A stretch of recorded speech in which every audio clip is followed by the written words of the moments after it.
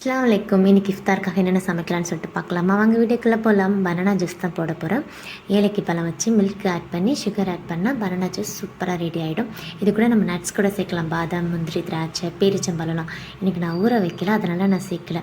அப்படி இல்லைனா நம்ம டெய்ரி மில்க் பூஸ்ட் சேர்த்து அரைச்சாலும் சூப்பராக இருக்கும். அது எப்படி ஆல்ரெடி நான் பனானா ஜூஸ் எப்படி போட்டதுன்னு வீடியோ போட்டிருக்கேன், பாருங்கள்.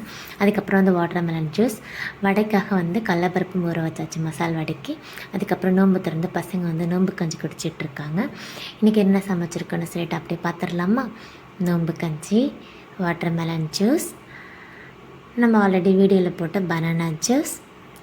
இது கூட பூஸ்ட்டும் டெய்ரி மில்க் ஆட் பண்ணி பண்ணுங்கள், சூப்பராக இருக்கும். அதுக்கப்புறம் கிர்னி பழம் ஜூஸ், பேரிச்சம்பழம், கப் கேக், வெள்ளரிக்காய், மசால் வடை. இதுதான் இன்றைக்கி எங்கள் வீட்டோட ஸ்பெஷல் ஐட்டம்ஸ். உங்கள் வீட்டை என்னென்னு சொல்லிட்டு மறக்காமல் கமெண்ட்டில் சொல்லுங்கள்.